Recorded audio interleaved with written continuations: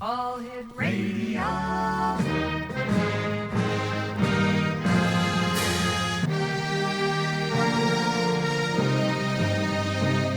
Welcome to the X Zone, a place where fact is fiction and fiction is reality. Now, here's your host, Rob McConnell.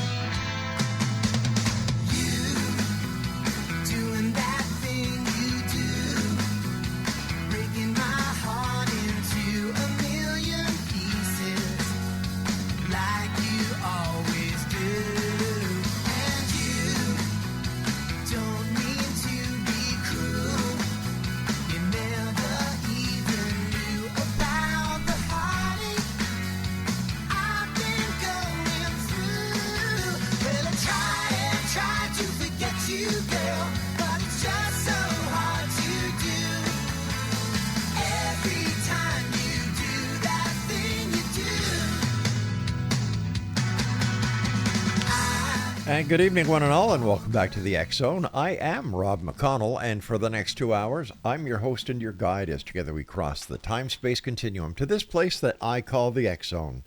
It's a place where people dare to believe and dare to be heard. It's a place where fact is fiction and fiction is reality.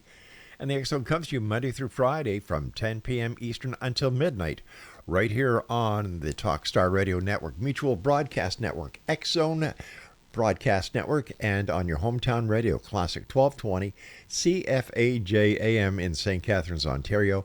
That gets the signal right across Ontario, the northern tiers of New York and Pennsylvania.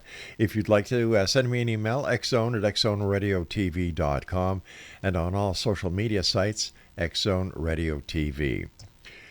My first guest tonight, X Zone Nation, is a very special guest who brings a unique perspective to the world of the paranormal. Joining us is Nicole Strickland, an accomplished author and paranormal investigator with a deep connection to the legendary RMS Queen Mary. Known for its rich history and haunted reputation, the Queen Mary has captivated ghost hunters and history enthusiasts alike. Nicole has dedicated years to exploring and documenting the eerie tales that people have experienced associated with this iconic vessel. Tonight we'll be sharing her insights on the supernatural occurrences aboard the Queen Mary, her personal experiences, and what ignited her passion for the paranormal. So get ready for an intriguing journey into the mysterious world of RMS Queen Mary with Nicole Strickland. And Nicole, welcome back to the X Zone. Great having you with us again. Thank you so much for having me back on. It's a pleasure. It's always great talking with you. Hey, Nicole, can you tell us about your journey into the world of the paranormal and the investigations, and what drew you to this field?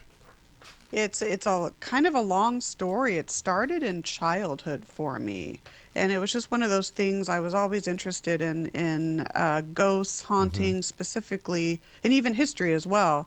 So I had experiences as far back as I can remember, 4 or 5 years old, and so that interest stayed with me growing up. And I would read anything I could on the paranormal, watch any sort of TV shows on it. And then I had a very profound experience when I was at the University of Arizona undergraduate college with the spirit of my grandmother. And so it's a long story. I'm going to try to paraphrase it.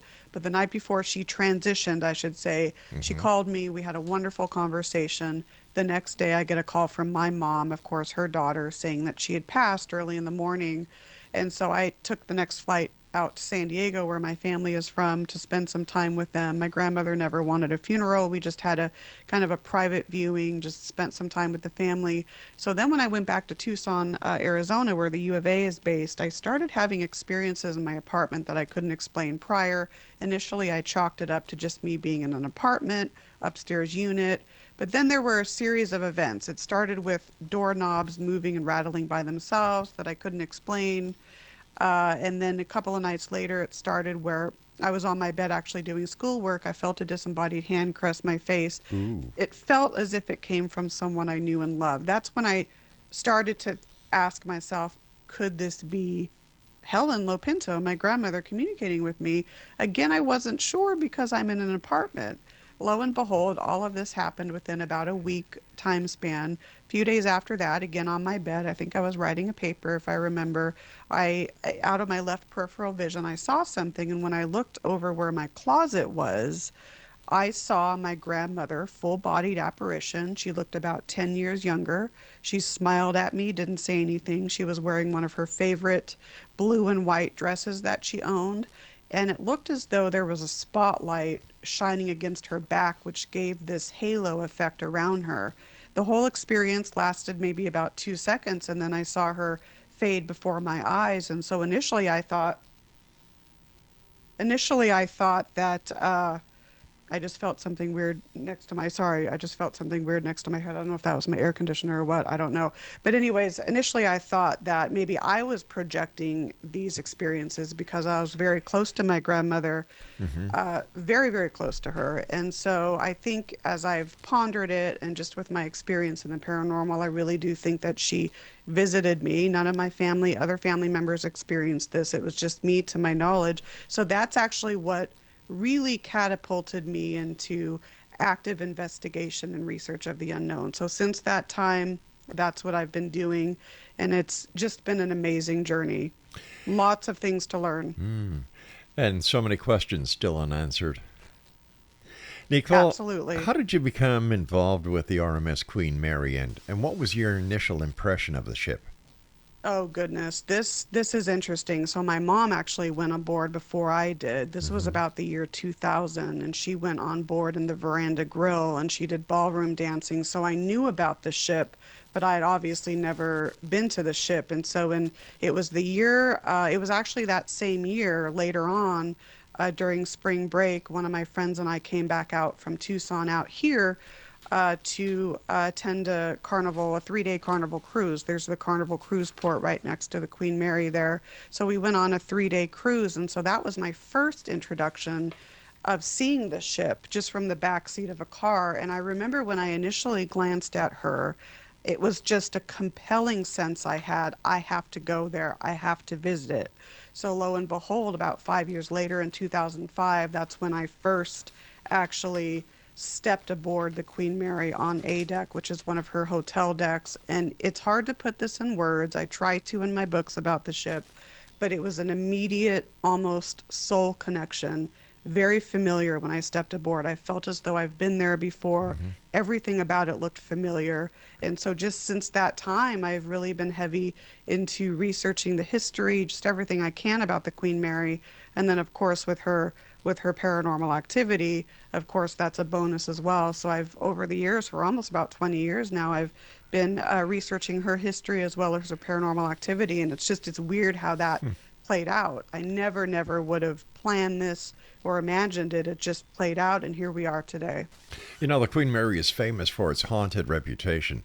Can you Oh, share yes. some of the most compelling ghost stories or encounters that you yourself have experienced there? Absolutely. The Queen Mary is one of those very well-known sites for paranormal activity. And of course, there are various theories that we can ascribe to that. You know, her history being so multi-layered and rich, that right there is a huge foundation for her paranormal activity. I have had so many personal experiences on board in various areas of the ship over the years, as well as captured evidence, specifically audio and some photos.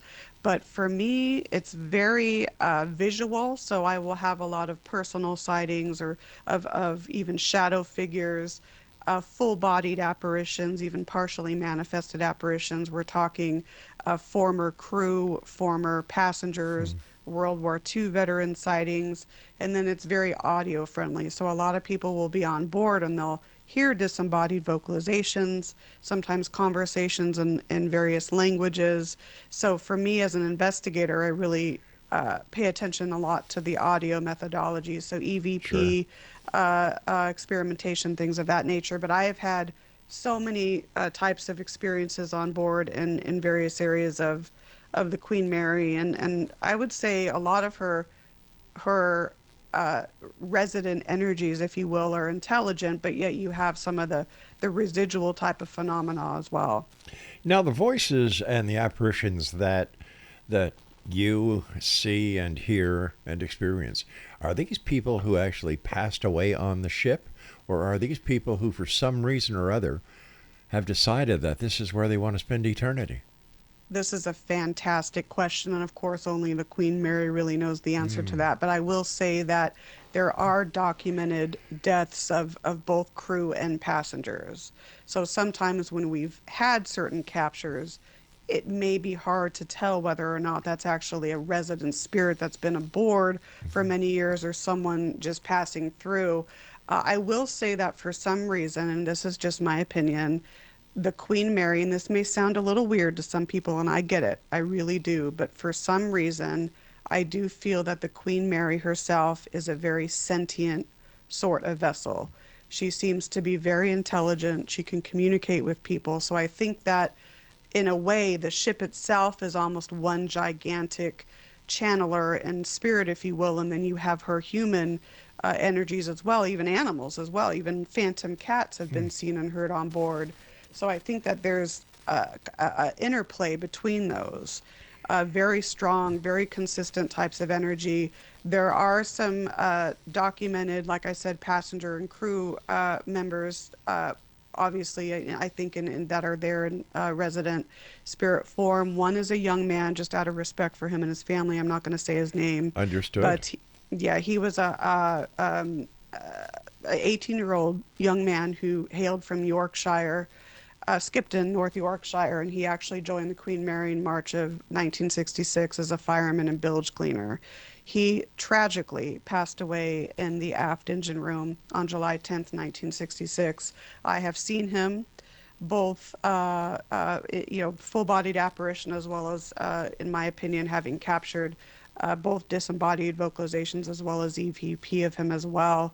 And then, of course, one of the other beloved energies on board is a little girl by the name of Jackie, 6 or 7 years old. We don't know her origins. The late psychic investigator Peter James, who is sadly no longer with us, he felt that maybe she drowned in the second class pool, which was stripped in the Long Beach conversion. So either way, Jackie is very intelligent, most often heard or seen in the former first and third class pool, but I've encountered her everywhere. But again, she's not really a documented passenger per se. We don't know her origins. So those two are more or less talked about just because of the experiences that people have with them. There are other crew members. William Eric Stark was a senior second officer who sadly, he had a cold and he actually drank carbon tetrachloride instead of gin, mistaking it, then obviously got really sick and passed away. People have heard him as well. I myself have heard him on board. So just a combination. But I think the Queen Mary, it's almost like she's a beacon. So I do think that a lot of people come through. Nicole, we've got to take a break. Please stand by. Sure. Thank you so much for joining us. Always a great pleasure talking to you, and I love the work that you do. Oh, thank you. Exo Nation will be back with my very special guest, a good friend of the Exo, Nicole Strickland. Her website, www.NicoleDStrickland.com. This is the Exo, and I'm Rob McConnell. Nicole and I return on the other side of this brief break as we continue here in the Exxon from our broadcast center and studios in St. Catharines on the Exxon Broadcast Network, Talkstar Radio Network, Mutual Broadcast Network, and your hometown radio, Classic 1220 CFAJAM here in St. Catharines, streaming us on classic1220.ca.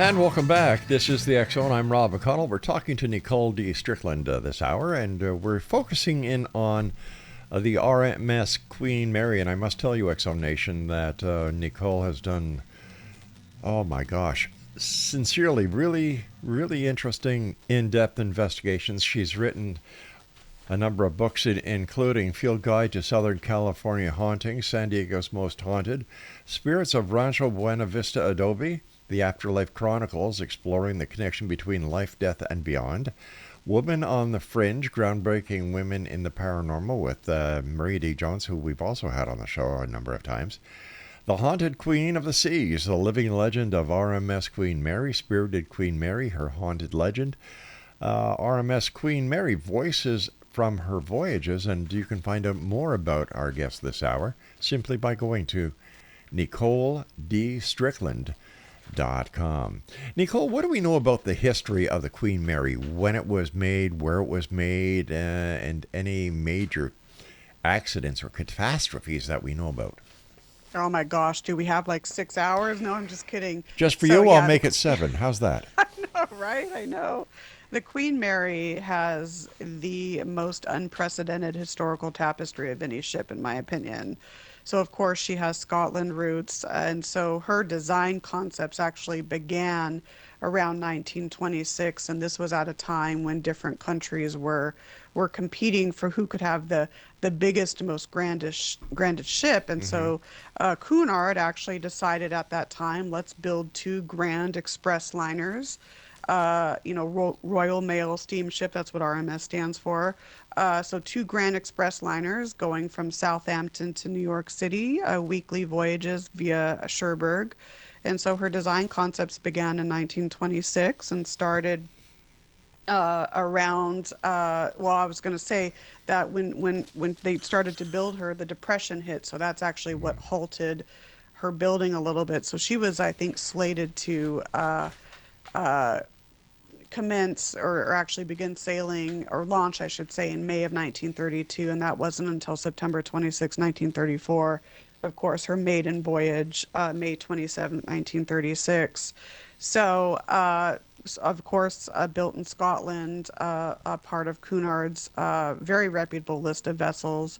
So very, very iconic history. She actually carried some of the most well-known passengers. You're talking actors, actresses, members of the aristocracy, business moguls, you name it, students, just an intense, a very rich history there. And then, of course, at the outbreak of World War II, because of her size and speed, that's when she was requisitioned for World War II service as a troop ship. She also actually at one point, or at various points, carried German and Italian prisoners of war. She became a hospital ship at one point, repatriated servicemen at the end, carried war brides, you name it. It's so hard to condense the history when doing these sorts of shows because it's only an hour long. Sure. But there were, throughout her career, both in peacetime and in wartime, various accidents, some what I would deem near death. I know I'm in a way personifying the ship, but near death disasters. Perhaps the most famous occurred in her World War II days. And so she had a World War I escort ship known as the HMS Curacao. And so during the war, she had to actually sail in these zigzag motions to try to avoid these German U-boats because Hitler had a bounty on her. You know, any German U-boat captain that could actually sink the Queen Mary would get $250,000 and the Iron Cross with Oak Leaves award. Obviously, that never happened. So it was actually October 2nd, 1942, just off the coast of Scotland, I believe, around 2:10 p.m. What happened is the compass was off by about a couple of degrees. So both Captain Boutwood of the Curacao and Commodore Illingworth of the Queen Mary, because of that, there was some confusion. So they kept separating from each other. So what ended up happening is the Queen Mary rammed, hit the HMS Curacao, sliced it in half, and over 300 of its sailors perished either by drowning, Oh my gosh. being burned, or even tragically being sucked underneath and dismembered by the Queen Mary's propellers. So because of strict Navy orders, the Queen Mary couldn't stop. She'd be a sitting duck. So all her crew could do was throw out life preservers to a lot of these men who were still alive. And so I have actually, I think, 2 or 3 eyewitness accounts in my book, RMS Queen Mary Voices from Her Voyages, that detail this. So disasters like that, she obviously had some damage around her bow that was fixed. That could have been extremely catastrophic, but just coming into other sorts of near-death incidents, there are a lot to mention, but the Queen Mary, for whatever reason, and I don't know if we really know why, just she prevails. She's like the Energizer Bunny. She just keeps going and going and going. So I almost feel like there's some sort of protection that almost like her destiny was to outwit and outlast, and that's exactly what she's done. And even in retirement, when she came in Long Beach in 1967, to this day, she's going strong. She's in the black. She's doing very well economically, and it's fabulous to see that. Today, is she seaworthy? No. No way. No, she's actually forever moored in Long Beach. Yeah, her boilers, and in her aft engine room, you can see some of the original machinery. But yeah, no, she's not seaworthy. She'll never sail again. Earlier, you were saying that you felt as if the ship actually communicates with you. And I was wondering, why is it some people like yourself have the ability to communicate with those on the other side, as well as objects like the Queen Mary, and other people, they just get nothing. That is a question that I've asked myself for so many years. I don't even know if we can really definitively answer that. I'm of the belief that humans, even animals, of course, even more so with animals, I think, and cats, dogs, horses, I think that humans, we all have the ability to channel and to tap into our innate intuition. But is it that some people are more open to it? Are they more practiced at it? I think being exposed to the paranormal, I know for myself, it's been innate, but just working in the field, those skills just naturally develop. So I think that could play into it. But some people just, I think, are just a little bit more open to it. It's almost like a sport. The more you practice it, the better you get at it. And, with the Queen Mary, it's interesting. I'm not the first person to say this.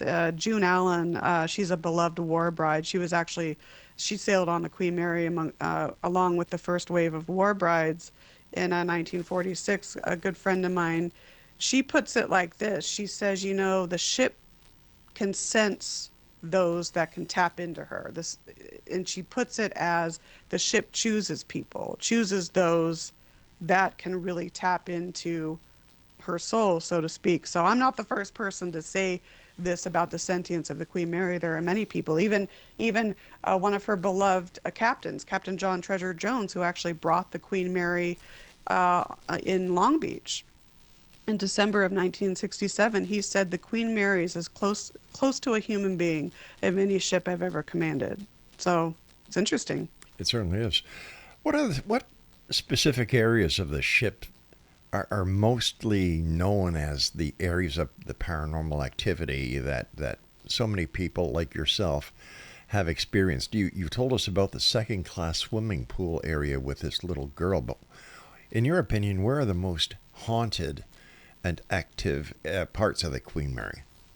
Yeah, this is a good question. I think the entire ship itself is fair game, Wow. meaning that you can be pretty much anywhere and have an experience. I think over the years, especially with the tours, because a lot of the tours go to certain places, that people obviously have more reports and documented encounters and experiences in certain places. Those would be the former first and third class pool, which is actually the heart of the ship. The top portion, of course, on our deck there. You might be thinking, wait, first and third class? So what happened is when air travel became very prominent, I think in the early 50s it was, when a lot of the affluent actually stopped sailing on ships and started flying, they actually opened up the first class pool to the third class passengers because the third class didn't have a pool. So that's how it got the name of that. So the former first and third class pool, very, very active. Jackie is seen and heard in there. There's shadow figures that you'll see with your naked eye. There's a sighting of World War II or a Italian POW without legs that has been seen in there. Wow. Sightings of people jumping into the pool. I've even captured audio of people swimming in the pool. So you'll hear the sloshing of the water, and the water's been drained out of the pool. So again, maybe like a residual Yeah. phenomenon. Boiler rooms, aft engine room, lots of encounters in there.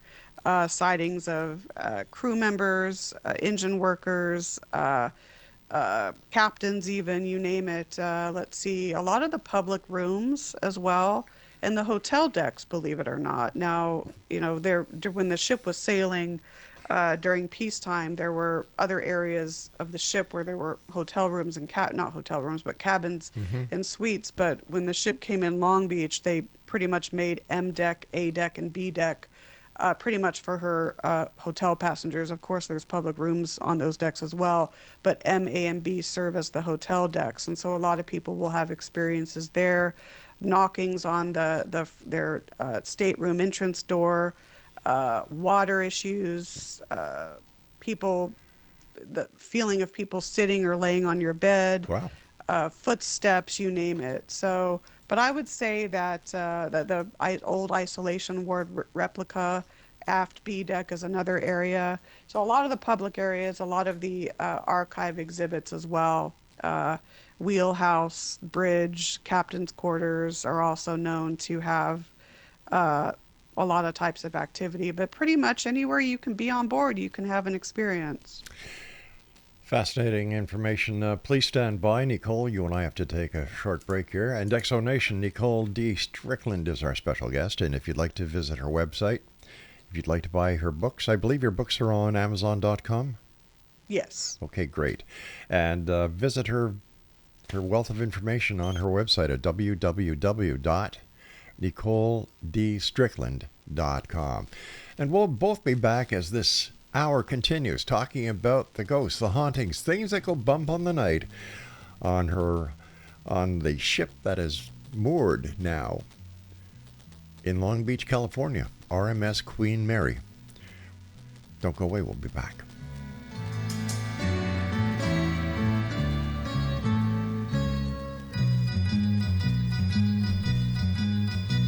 Well, East Coast girls are hip. I really dig those styles they wear. And the Southern girls with the way they talk, they knock me out when I'm down there. The Midwest far.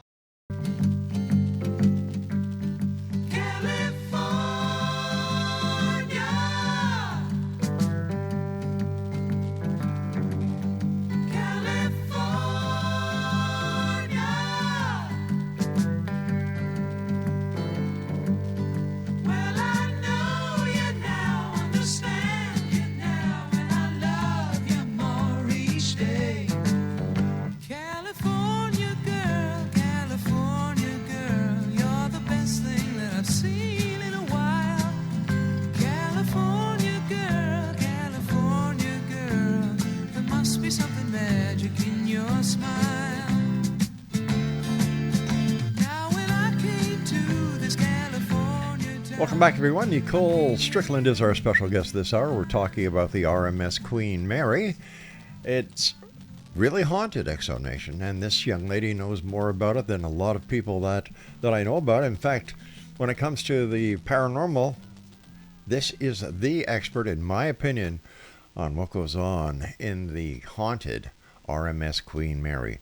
Nicole, when you prepare to do a paranormal investigation on the Queen Mary, how long does it take you to prepare, and what equipment do you take with you? That's a good question. I haven't actually done an official investigation in a while on board, but in the past, I've done little mini ones with people just in certain areas, or we'd focus on certain areas of the ship.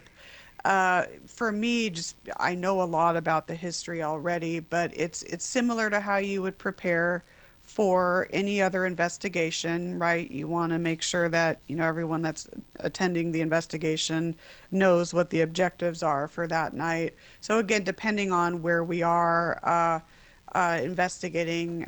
Certain equipment might be a little bit more recommended than others, but I'll just give, like, for example, the former first and third class pool. Right. Sometimes we would just focus on that. And so we'd, again, do a lot of the similar types of experimentation and methodologies, specifically audio, some spirit photography. We'd have video cameras running. We'd do vigils, things of that nature. With the Queen Mary, just because of the iron and everything, a lot of times in the lower decks, you're not going to be able to really do ITC or spirit box sort of a methodology, just because you're not going to have access to the radio waves. Obviously that makes sense. So I think for the Queen Mary, though, for me in the past, it's always been less is more.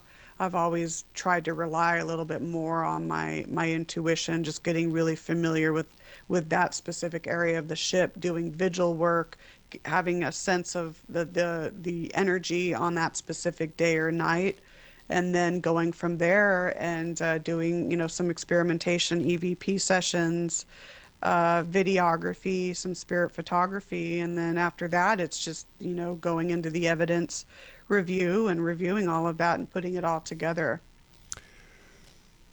Having done all these investigations, in your opinion, what is the most notable investigation experience on the Queen Mary that stands out for you?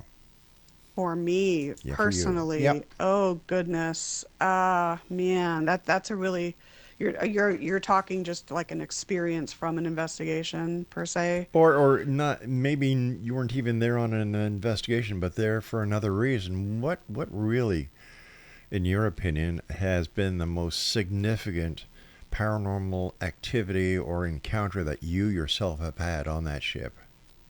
There are so many, and it's so hard to narrow down because there have been so many. I will say that I've had a lot with Jackie, and a lot of people think that maybe she's not real, that maybe she's like a psychokinetic creation. I kind of thought that too at the beginning, just because of the scores of people going on board wanting to have experiences with her, and even some of the other energies, right? So there's that psychokinetic interplay.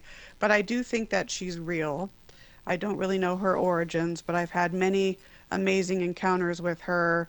Uh, she likes to sing certain songs like Twinkle Twinkle Little Star, Oh. Ring Around the Rosie, so we would experiment with that. One of my favorite captures of all time actually occurred in the pool area, where I was singing the main verse of Ring Around the Rosie, but I left the word down out as an experiment to see if maybe someone ethereal would answer, and sure enough, that occurred. Again, I don't know if that was Jackie, but sightings of her, she almost looks like a Shirley Temple, that she could be a sister or cousin to Shirley Temple. The encounters on board the Queen Mary, where I've had both a personal encounter that was actually backed up by some sort of objective piece of data, like an EVP or a photograph. To me, those really stand out, and I've had many of those on board as well. So I don't know how much time we have. I can share one or Sure, a couple if share you a want. couple. Yeah, that would be super. So, well, even just I was there for a friend's birthday on Saturday, and we were actually there were two suites that were rented. So on the port side on M deck, so we have Queen Elizabeth suite, and then we had the Eisenhower suite, and we had the partition opened up in the middle to make it a large room. And right behind us in the blue chair, I was sitting next to my friend James. All of a sudden, the bedroom door opened up by itself. And so there, it wouldn't have been air or something like that, because the air current had been going, a long time. So that, things like that can happen. I actually had an experience once, and this is going back probably to 2008. I was in A167 on A deck, which is starboard, maybe a little bit more toward the aft side. And it was around 2 o'clock in the morning, and I came in, and again, I felt someone there with me. And then all of a sudden, as I sat down on my bed, I saw a grayish sort of misty form come through the door. it kind of morphed into like a humanoid shape. And then I had my recorder running and I said, I just saw someone enter through the door. Can you please tell me your name? And of course, when reviewing it, I didn't hear it live, but when reviewing it, I heard the name either Michael or Micah. So things like that, just when you can have a multitude of experiences that are backed up by recordings. Another example, we were in our deck forward where the old Titanic museum or exhibit used to be, and I was a guest on the paranormal ship walk led by my friend Tony Ashland. And we were in there, and all of a sudden, the whole entire tour heard a man whisper, "Get out." And so I recognized it, so did Tony, as perhaps the spirit of William Eric Stark. He's the one I mentioned earlier that sadly passed away from drinking tetrachloride, and he's known to be territorial like that and can say those words. So there's just so many stories. Oh my God, it's so hard to find one because there's so many. The sighting of the young girl, when you Hmm. speak with different people who've actually seen her, do do the sightings match? Is she wearing the same clothing? Is her hair done the same way, or do they vary?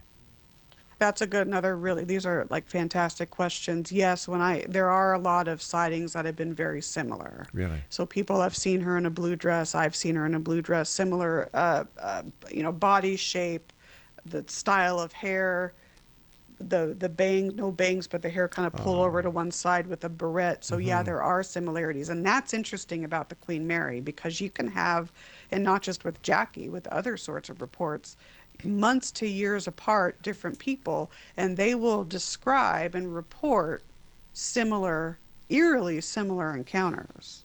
So that's what makes it, to me, one of the things that makes it really interesting.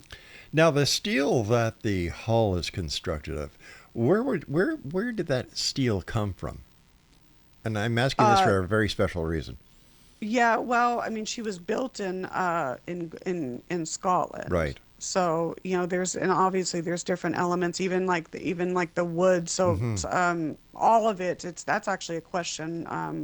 All of it. I mean, she was built in Scotland, where I don't know if all of it came from a specific area or Right. whatnot, but for example, the woods, Yeah. a lot of the woods in the interior part of the ship, 56 different varieties from a lot of different areas in the world. So, and then of Yeah. course her Art Deco finding or Art Deco pieces and furniture and decorations as well. So I was just trying to that's, try to see if there was a connection between where the steel came from and if there are any other ships that are still remaining in existence that have been made from the same metal, steel, in the same shipyard that could tie a correlation into why the Queen yeah, Mary is so active. that's a fantastic point. John Brown and Company, that was probably obviously the most established shipyard in the world at the Hmm. time. The different iron and different elements that went into the building. I mean, there are some pieces of furniture, elements from other ships that actually went into the Queen Mary Right. as well. That could obviously play into that. So that's actually a good point.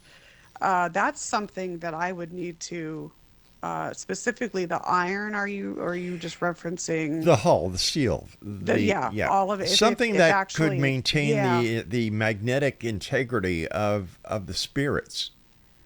right. And that's actually something I should know. And I'm actually, unsure of whether, all of it came from one Right. source or right. So that's something that I need Okay. to research, but that's a good point. Um, I've got about a minute and a half before I have to go to my next break. In your opinion, Nicole, what is the most misunderstood aspect of the paranormal? Ooh, this is a good question. In a minute, right? I have a minute. Yeah, well, we can carry the answer over onto the other side of Over this in the break. next. Yeah. The first thing that's coming to mind is that it's not all what the entertainment world and what the media portrays it out to be. It's not all, Woo-woo. it's not a woo-woo. It's not Right. overly negative and evil and this and that. It's not that at all. So, and we can expand on that after, but that's one of the things that comes out at me. All right, Exo Nation, So- Nicole D. Strickland is our special guest. Her website is NicoleDStrickland.com. And she's the author of several books, including Field Guide to Southern California Hauntings, San Diego's Most Haunted, Spirits of Rancho Buena Vista Adobe, The Afterlife Chronicles, exploring the connection between life, death, and beyond, Women on the Fringe, groundbreaking women in the paranormal, and that was written with Marie D. Jones and Denise A. Agnew. The Haunted Queen of the Seas, the living legend of the RMS Queen Mary, Spirited Queen Mary, her haunted legend, and RMS Queen Mary voices from her voyages. All these books, Exo Nation, are available on Amazon.com.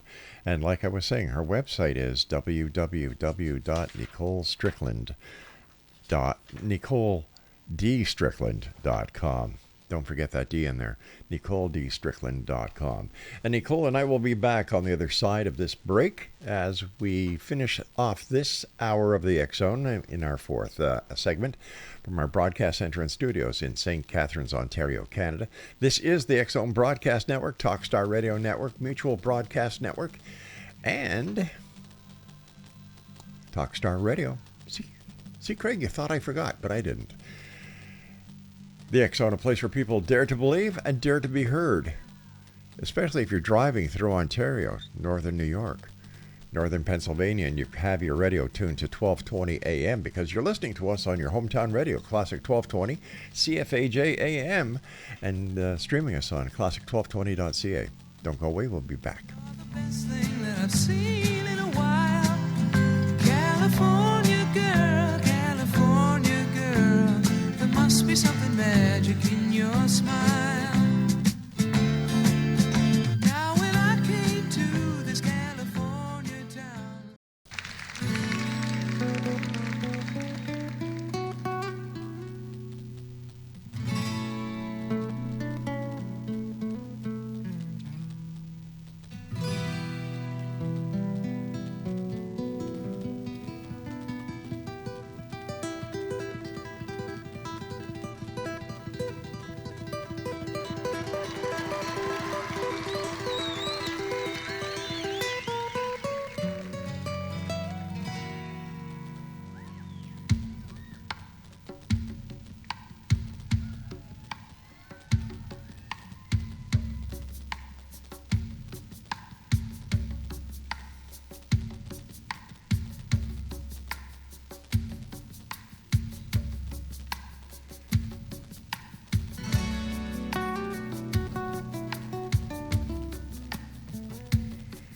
Welcome back, everyone. Nicole D. Strickland is our special guest. Her website is www.NicoleDStrickland.com. First of all, Nicole, thank you so much for coming on the show and sharing these wonderful stories with us.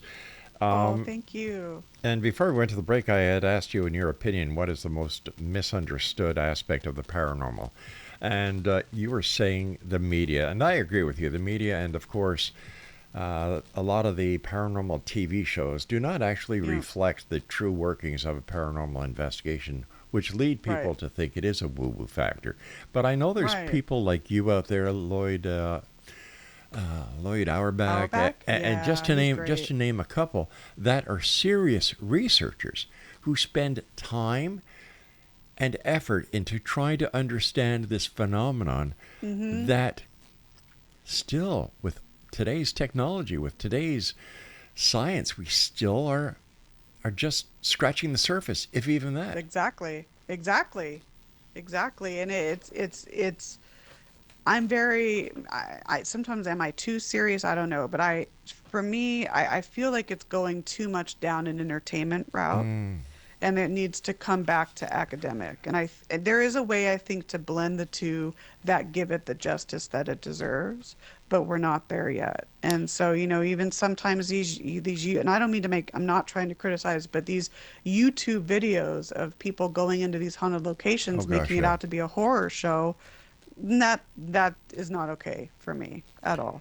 I agree with you 100%. 100%. So, and I wanted to the answer. I am so embarrassed that I did not actually know the answer to that. I was thinking that a lot of it came from Scotland steel sources, but I looked it up.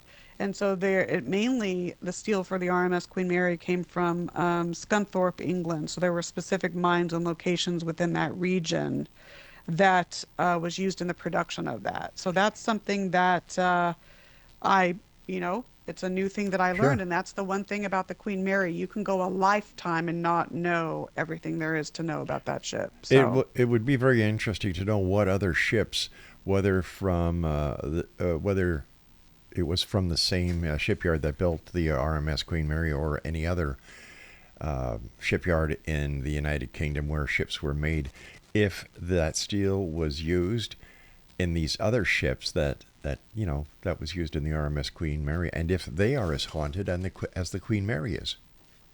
yeah, it's a good, I mean, it's a good point because there were different mines and different sources in that area where they actually utilized the steel work for the Queen Mary, but even like Ireland's, Titanic, the Yeah. Harland and Wolff, different shipyard, different builder, but still, and at one point Cunard actually had to merge with the White Star Line during the Depression as a way to fund the rest of the building of the Queen Mary. So there was that merger that lasted until I believe October it was 1947. I want to say it was October or December 1947, but interesting.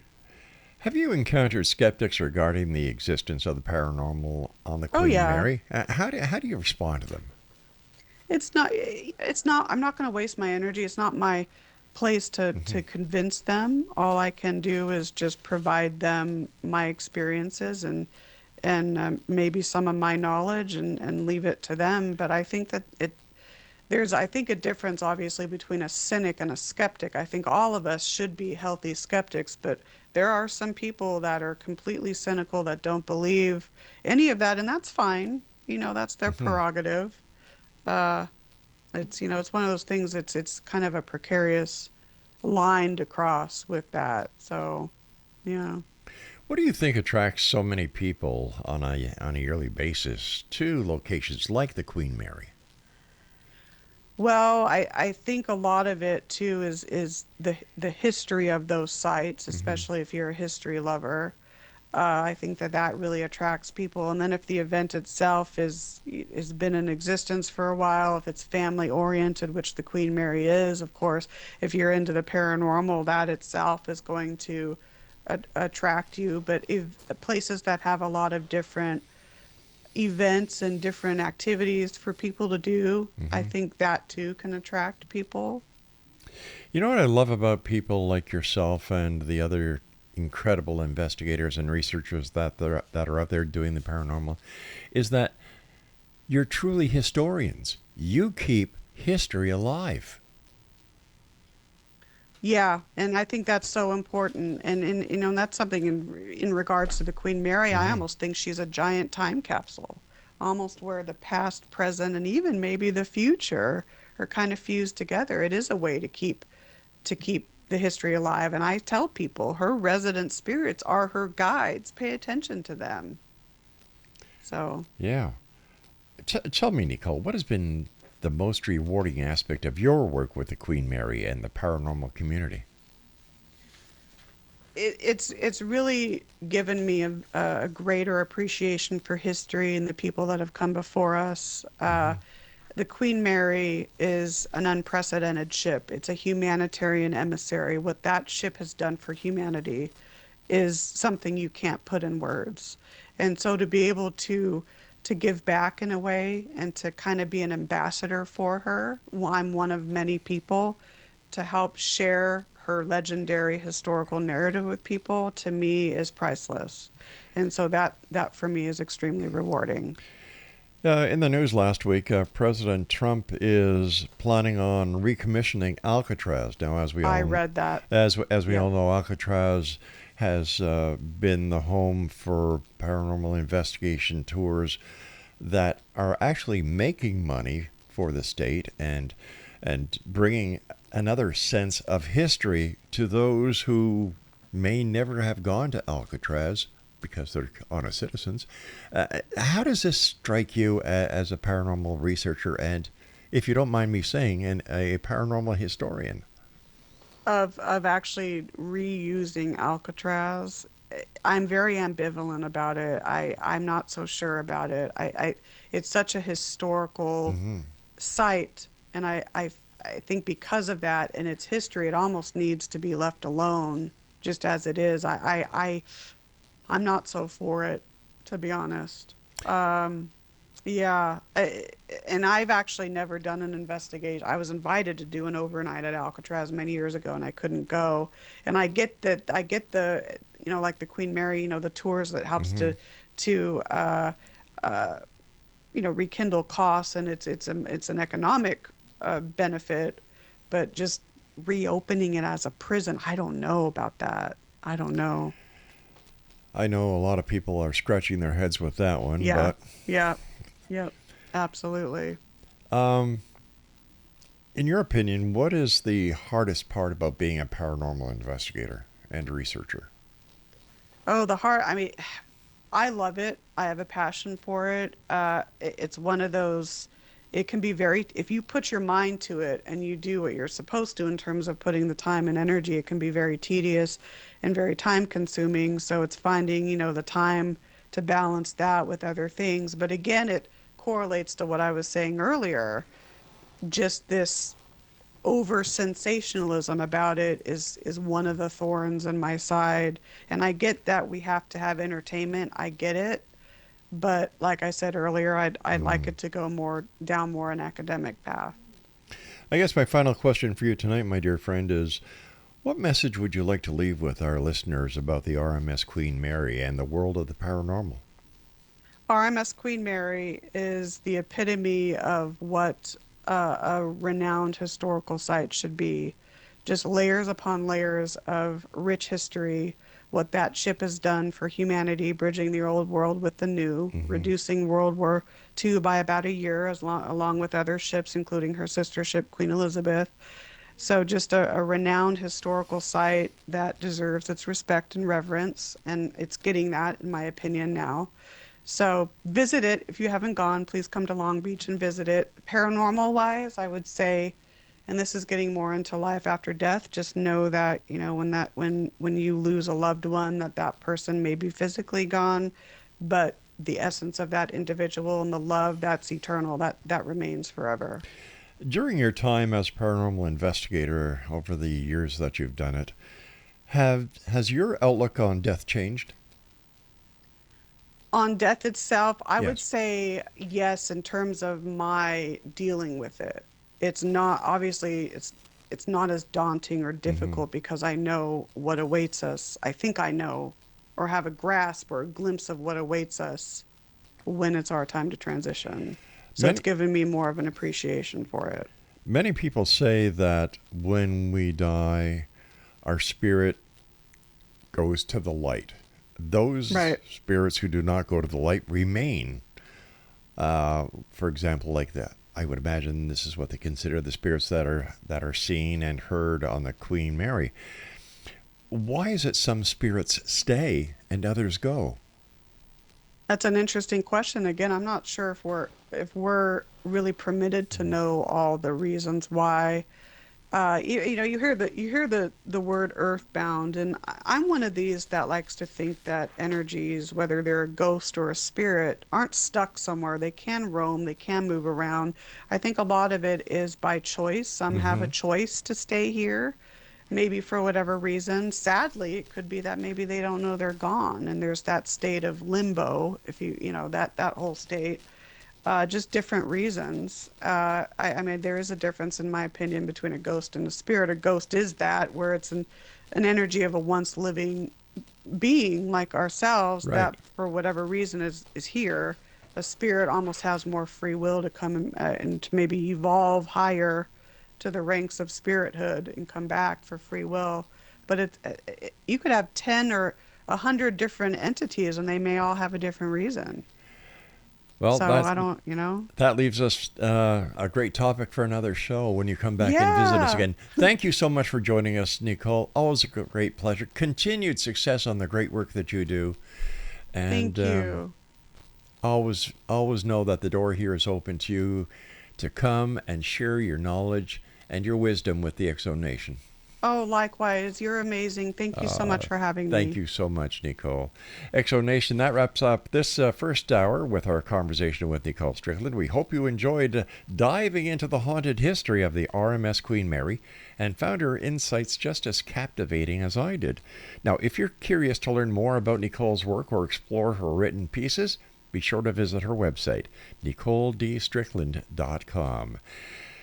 The next hour of the X Zone starts after this short break, and remember to always keep questioning the world around you and stay curious, X Zone Nation. I'll be back as we continue here in the X Zone on the Talkstar Radio Network, Mutual Broadcast Network, X Zone Broadcast Network, and of course our good friends at Classic 1220 CFAJ AM here in St. Catharines, streaming us on classic1220.ca. I'm Rob McConnell. Don't go away.